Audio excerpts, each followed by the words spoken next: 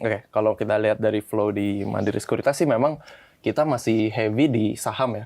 Masih heavy di saham. Jadi tapi memang ada beberapa yang switching ke reksadana pasar uang gitu. Ada juga yang ke obligasi gitu. Cuma memang kalau kita lihat dari kemarin penerbitan baru obligasi itu memang nggak sebanyak subscription-nya, nggak sebanyak tahun-tahun sebelumnya gitu. Jadi memang Indonesia itu lagi di face sama likuiditas yang cukup tight ya.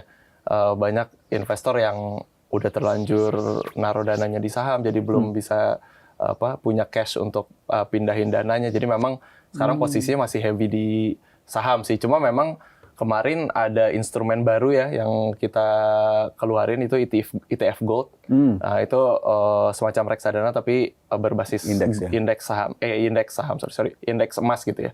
Nah, itu memang lumayan ngambil flow lagi sih ke situ. Jadi ada beberapa yang tadi yang misalnya duitnya masih parkir di deposito atau bank itu mindahin dananya ke ETF Gold ini gitu. Karena memang banyak investor yang pengen beli emas tapi nggak mau fisik gitu ya. Jadi nah ini jadi salah satu solusi lah untuk high net worth individuals untuk nyalurin dananya juga gitu untuk investasi di masa saham yang challenging sekarang gitu.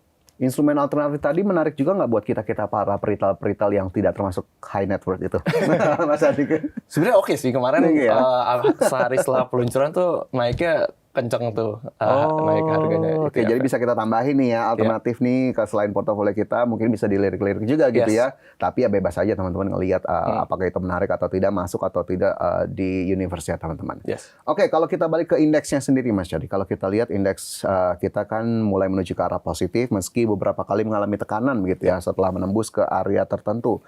Kemarin kan sebetulnya menguji level juga di 6.500 ya kalau saya tidak salah, mohon koreksinya teman-teman. Apakah kemudian ini menandakan mulai adanya peningkatan exposure oleh investor besar terhadap saham-saham berkapitalisasi besar, atau justru pasar lagi ngelihat peluang di saham-saham lapis kedua justru, Mas Syadik? Oke, kalau kita lihat memang tadi angkanya hampir benar ya. Kalau kita lihat angka balik arah IHSG itu sekarang di 6.400 sebenarnya. Kemarin memang udah investor dulu cukup confident lah. Kita 2 hari lalu ya sempat close di atas 6.400. Which itu area-area resistance IHSG, tapi memang ada resistance minor lagi di 6.454, 6.454, which kemarin kita coba lagi, tapi gagal breakout, jadi kita balik lagi ke bawah 6.400 kan sekarang, waktu tapping sekarang gitu ya. Tapi memang kalau kita lihat yang pada saat IHSG mencoba break area-area tersebut, memang yang naik itu masih saham-saham konglomerasi, belum saham-saham big caps gitu ya. Jadi memang masih butuh dorongan dari asing lah untuk breakout area tersebut lagi gitu. Tapi memang kalau kita lihat investor-investor high net worth itu memang kemarin banyak yang juga melirik lah saham-saham lapis kedua gitu. Karena memang dari kemarin kita lihat saham-saham yang kapitalisasi besar itu naiknya belum terlalu signifikan lah dibandingkan dengan lapis kedua yang di saat coba-coba breakout itu gitu. Jadi memang banyak yang melakukan hit and run di saham-saham lapis kedua gitu. Dibandingkan mereka stay invested di saham-saham kapitalisasi besar gitu. Oke, ini membuka mata kita juga bahwa investor high net juga aktif sekali begitu ya untuk melihat apa yang terjadi di pasar saat ini, bahkan berstrategi tadi lapis kedua juga cukup dilirik. Tapi kalau ngelihat tadi saya nyambung dikit deh Mas Syadik. Asing ngelihat kita masih cukup oke nggak sih Mas, pasar saham kita atau pasar modal kita? Nah kalau kita lihat sih dari sebenarnya ini susah sih nilainya kan kalau asing ngelihat kita ya. Cuman kita kan berkaca yang paling kecil aja gitu. Kita berkaca dari outflow aja ya. Dari IHSG kan outflow per bulan Juli itu kita outflow-nya if I'm not mistaken 75 triliun. Nah itu udah mencerminkan kalau misalnya memang asing itu belum appetite-nya belum ke IHSG lagi gitu. Dan kalau kita lihat juga dari sisi ratings, ada lembaga-lembaga ratings dari luar yang kayak Fitch, Moody's, dan S&P itu kan mereka sempat ada isu mendowngrade kita ya. Memang akhirnya yang mendowngrade outlook kita itu cuman Fitch sama Moody's ya.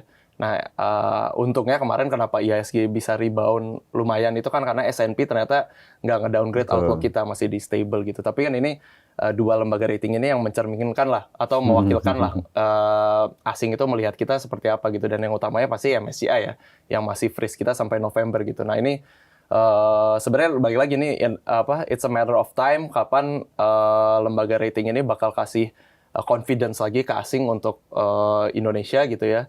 And once misalnya mereka udah mulai confidence lagi, terus saya sih percaya ya, maksudnya dengan pemerintah dan juga IDX gitu yang terus berkoordinasi misalnya dengan MSCI gitu.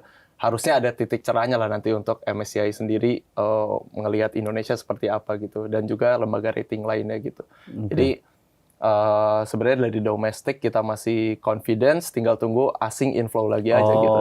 Kalau kita lihat kan dari sisi obligasi udah mulai inflow ya asing di year to date itu di sekitar, masih kecil sih, masih 13 triliunan ya ke obligasi tapi gitu. Oke, jadi domestic confidence, asing lagi-lagi ya tadi ada benchmarking dari lembaga pemerintah yang tentu mencerminkan. Yes. Dan MSCI masih kita tunggu, ini kita tapin di 12 Agustus teman-teman, which review MSCI sebetulnya jadwalnya kalau nggak salah ya di 12 Agustus. Tapi masih cukup optimis ya Mas ya, MSCI akan melihat kita cukup oke?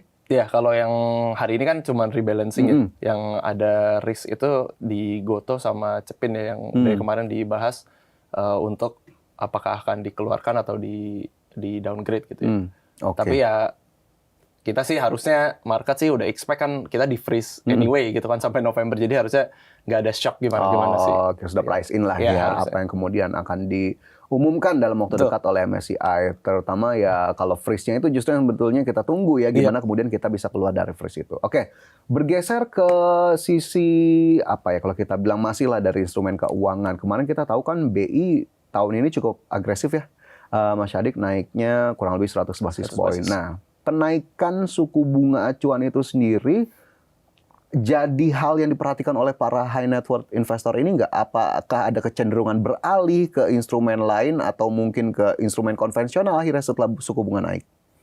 Oke, kalau kita lihat kemarin sih dari kenaikan suku bunga Bank Indonesia ya, udah naik 100 basis ya di tahun ini ya. Memang setiap ada berita kenaikan itu marketnya nggak react-nya nggak gimana-gimana gitu ya kan.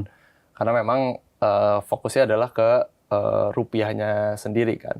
Tapi memang kalau dari sisi high net worth individuals ngelihat suku bunga itu ya mereka tetap sama sih view-nya, masih tetap ke pasar saham gitu ya. Memang ada beberapa yang jadinya tertarik lah untuk melirik reksadana pasar uang dan juga obligasi gitu ya.